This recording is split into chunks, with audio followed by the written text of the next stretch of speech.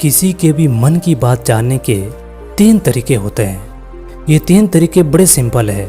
यदि आप इन 3 तरीकों को सही तरीके से समझ लेते हो तो आप किसी के भी मन की बात जान सकते हो। तो आइए जानते हैं कि छोटी सी बहुत कहानी के माध्यम से कि आप किसी के भी मन की बात कैसे जानोगे।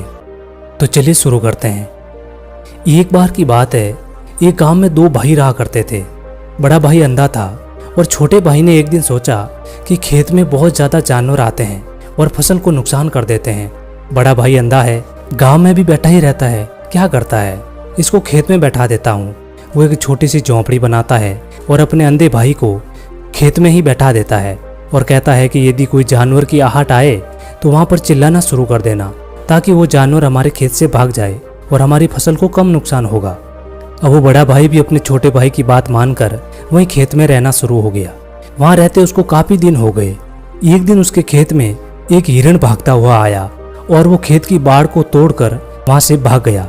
तभी उसका पीछा करते करते एक राजा आया और वो राजा उस अंधे आदमी से पूछता है कि भाई, मैं एक जानवर का पीछा कर रहा था, क्या तुमने किसी जानवर को देखा है? उसने कहा कि राजा साहब, मैं तो आंखों से अंधा हूँ, लेकिन मैं आपको एक बात बताता हूँ, वो जानवर जो भागा वो आपके लायक नहीं है, आप उसका पीछा मत करो। राजा ये सुन के बड़ा हैरान हुआ, ये तो अंधा आदमी है और ये भला मुझे कैसे बता सकता है कि वो जानवर मेरे लायक नहीं है। राजा ने पूछा, क्यों भाई, क्या बात हुई? तुमने ऐसा क्या देख लिया उस जानवर में कि वो जानवर मेरे लायक नहीं है, मेरे शिकार के लायक नहीं है? तभी वो अंधा आदमी कहता है कि राजा साहब, वो हिरण नहीं है, हिरणी है और वो गर्भवती है, और गर्भवती हिरणी का शिकार कभी कोई राजा नहीं करता है, इसीलिए वो आपके लायक नहीं है। अब वो राजा और हैरान रह गया। राजा ने सोचा कि ये तो अंधा आदमी है, इसको भला कैसे पता चल गया कि वो गर्भवती है। राजा ने उस अंधे आदमी को कुछ भी नहीं कहा और अपने सेनापति को कहा कि किसी भी हालत में जो हिरण भागा है उसको पकड़ना ही होगा, और वो भी जिंदा, क्योंकि मुझे पता लगाना है कि वो गर्भवती है या नहीं। क्योंकि ये अंधा आदमी बड़े विश्वास के साथ ये बात कह रहा है कि वो एक गर्भवती हिरणी थी और वो हमारा शिकार नहीं है, क्योंकि यदि वो सच में गर्भवती हिरणी है तो वो हमारा शिकार नहीं है, क्योंकि हम तो हिरण का पीछा कर रहे थे। तभी वो सेनापति वहां से जाता है और उस हिरणी का पता लगाता है। थोड़ी देर बाद जब सेनापति वापस आता है तो वो राजा से कहता है कि राजा साहब, बात बिल्कुल सही है, वो एक हिरणी थी और वो गर्भवती थी। अब राजा ने सोचा कि भला इस अंधे आदमी को कैसे पता चला कि वो हिरणी थी और वो गर्भवती थी? ये तो अंधा है, और यदि कोई आदमी अंधा भी नहीं होता है तो भी उसको कैसे पता चल जाता है कि हिरणी गर्भवती है? ये तो बड़ा पार की है। अब मुझे इस बात को तो जानना ही है कि इस आदमी ने आखिर कैसे पता लगाया। तभी वो राजा उस अंधे आदमी के पास जाता है और कहता है, भाई, मैं तुमसे एक बात पूछना चाहता हूँ, तुमको कैसे पता चला कि वो हिरणी गर्भवती है? क्योंकि तुम तो अंधे हो, तुम्हें तो ये भी नहीं पता चलेगा कि भाई कोई जानवर तुम्हारे खेत में आया है, वो हिरण है या कोई दूसरा जानवर, लेकिन तुमने तो ये भी पता कर दिया कि वो हिरणी है और वो गर्भवती है, तुमको कैसे पता चला? तभी वो अंधा आदमी कहता है, राजा साहब, जब आप उस हिरण का पीछा कर रहे थे तो वो भागती हुई मेरे खेत में आई।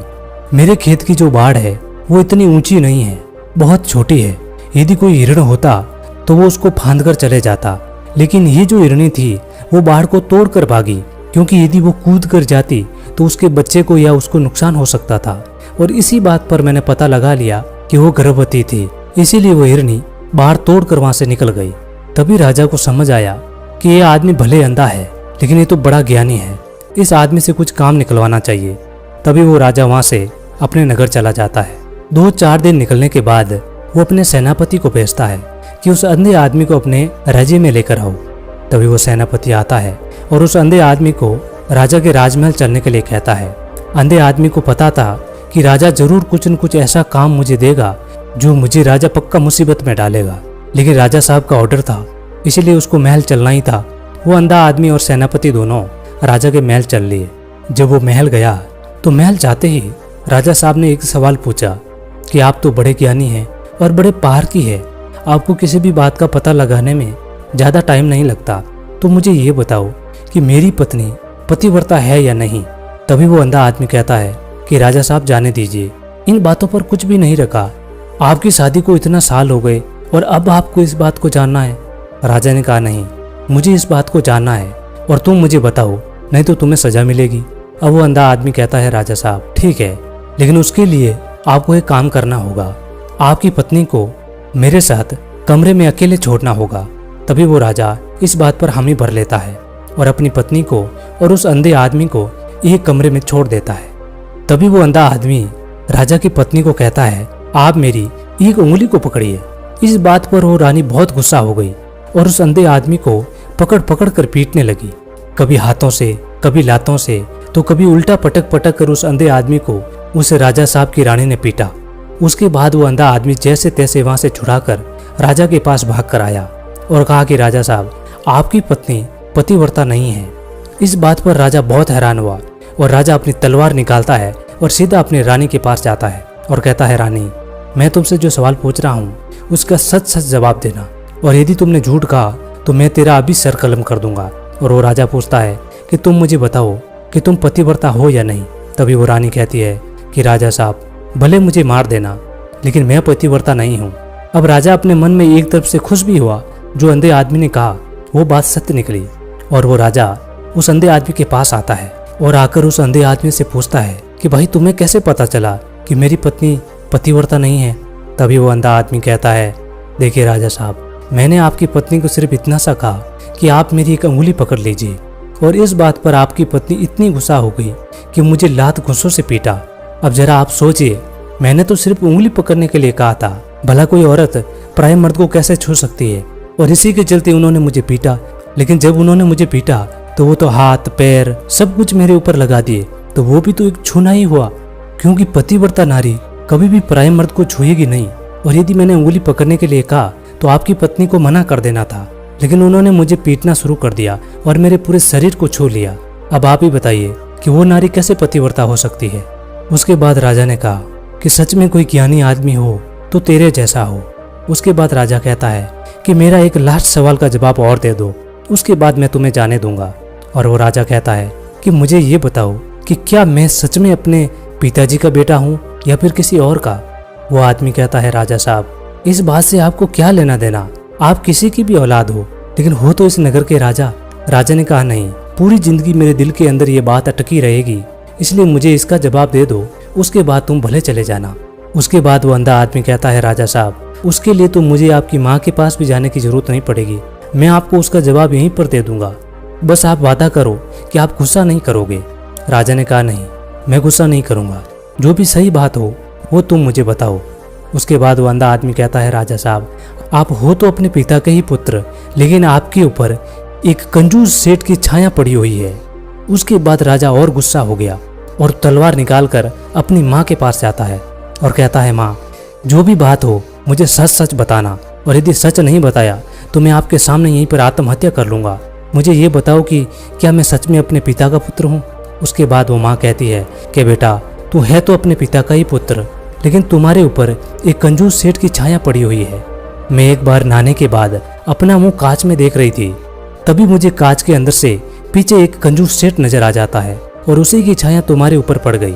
उसके बाद वो राजा अंधे आदमी के पास आता है और कहता है कि मुझे इस बात का जवाब दो कि तुम्हें कैसे पता चला कि मेरे ऊपर एक कंजूस आदमी की छाया पड़ी हुई है। तभी वो अंधा आदमी कहता है, राजा साहब, आपने मेरे से 2 सवालों के जवाब ले लिए और उन सब का जवाब मैंने आपको बड़ी ही सरल तरीके से दिया। अब तक कोई दूसरा राजा होता तो मुझे बहुत सारा धन दे देता, और आपने मुझे अभी तक फूटी कौड़ी भी नहीं दी, और इसी बात पर मैंने पता लगा लिया कि आप बहुत कंजूस हो। तभी वो राजा मुस्कुराने लगता है और कहता है कि आप जो भी मांगोगे वो मैं आपको दे दूंगा, लेकिन मुझे ये बताओ कि तुम्हें कैसे पता चल जाता है कि कोई बात सही है या गलत है। तुम किसी भी सवाल का जवाब कैसे ढूंढते हो।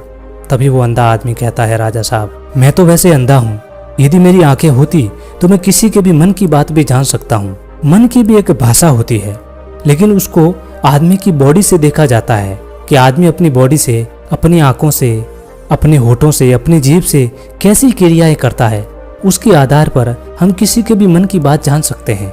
लेकिन मैं ये सब नहीं देख सकता, इसीलिए मैं क्रिया से देखता हूँ। यदि मुझे कोई बात जाननी हो तो अगले आदमी को कुछ काम देना पड़ता है, और वो आदमी कैसे काम करता है, किस तरीके से करता है, उसके आधार पर मैं उसका पता लगा लेता हूँ कि उस आदमी के मन में क्या चल रहा है। उसके बाद वो अंधा आदमी राजा साहब को कहता है कि राजा साहब, किसी के भी आदमी के मन की बात जानने से पहले हमें अपने ऊपर काम करना होगा, और वो काम है अपने मन को शांत करना, अपने मन को वर्तमान में लाना पड़ेगा। 3 जो तरीके हैं वो तरीके बड़े सिंपल है, लेकिन उससे पहले सबसे बड़ा जो काम है वो हमारे मन को एकाग्र करना होता है। हम अपने मन को एकाग्र कर देते हैं या फिर उसको वर्तमान में ले आते हैं, तो उसके बाद ही हम अगले के मन की बात जान पाते हैं। क्योंकि अगला जो आदमी है वो अपने मन में वर्तमान में सोच रहा है और हमें भी अपने मन को वर्तमान में लाना होगा, तभी हम उसके मन की बात जान पाते हैं।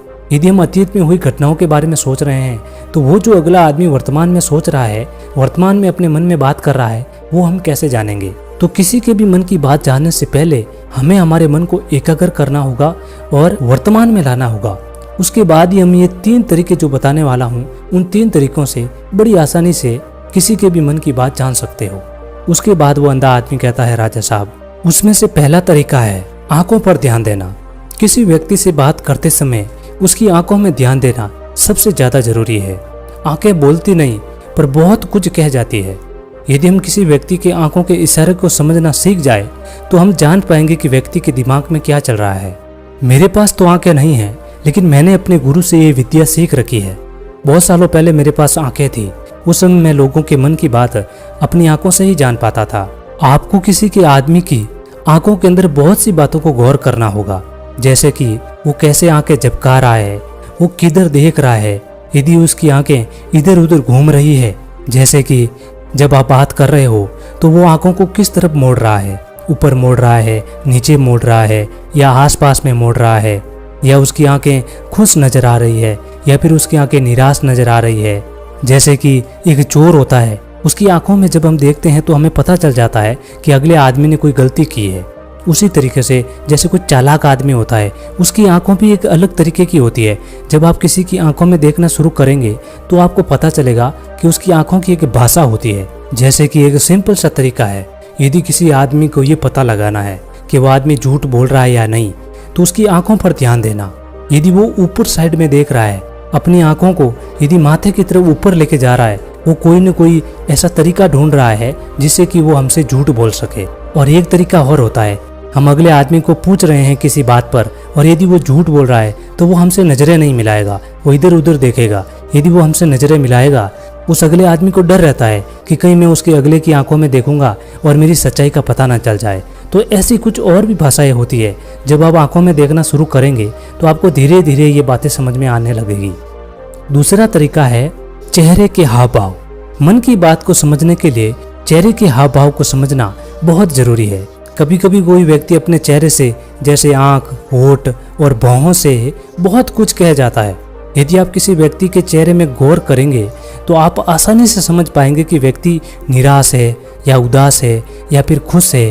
वो अपने अंदर क्या फील कर रहा है, उसका चेहरा बोलता है। चाहे इंसान जुबान से कुछ बोले या ना बोले, लेकिन उसका चेहरा सब कुछ बता देता है। जैसे कि यदि 10-15 आदमी खड़े हो और वहाँ पर कोई पुलिस आ जाती है, तो जो चोर होता है वो अपने आप उसके चेहरे से पता चल जाएगा कि ये चोर है। उसका चेहरा उतर जाएगा, वो निराश हो जाएगा, वो इधर उधर देखना शुरू कर देगा, उसका गला सूखना शुरू हो जाएगा, वो साफ तरीके से बोल भी नहीं पाएगा। तो ऐसे कुछ तरीके होते हैं, उनको हमें समझना होता है। आपने कभी ध्यान दिया होगा कि यदि कोई आदमी हमसे झूठ बोलता है तो उसका गला सूखना शुरू हो जाता है। वो बार बार अपने गले को गीला करता रहेगा या वो पानी पीने लगेगा। तो झूठ बोलता है, उसके कुछ चेहरे पर हाव भाव आ जाते हैं। तो इसी तरीके से हमें आदमी के चेहरे को पढ़ना होता है कि उसकी भौहें क्या कर रही है, उसकी आंखें क्या कर रही है जब हम उससे बात कर रहे हैं। और तीसरा तरीका होता है हाथ के इशारे और बॉडी लैंग्वेज को समझें।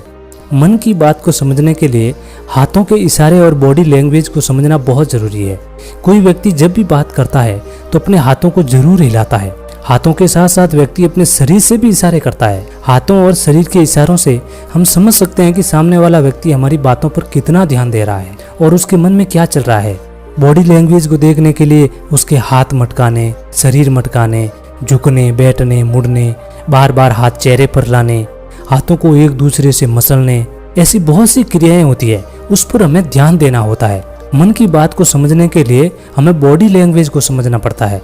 यदि हम इन तीनों तरीकों पर सही तरीके से ध्यान देकर ये तीनों तरीके समझ लेते हैं तो हम बहुत ही जल्दी आदमी के मन की बात समझ लेते हैं। क्योंकि आदमी के हाव भाव, जो मन की बातें होती है, वो सीधी आदमी की बॉडी पर दिखती है। आंखों में दिखती है, चेहरे पर दिखती है, उसके बॉडी पर दिखती है, तो उससे हम समझ लेते हैं। बस हमें बॉडी लैंग्वेज की भाषा आनी चाहिए, उसके बाद हम बड़ी जल्दी आदमी के मन की बात को जान सकते हैं। लेकिन उससे पहले हमें हमारे मन को एकाग्र करना होगा, पूरी तरीके से शांत करना होगा, उसे वर्तमान में लाना होगा।